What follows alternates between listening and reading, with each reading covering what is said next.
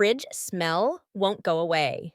Hi, I have lived in this apartment for 6 months and it had a new fridge when I moved in.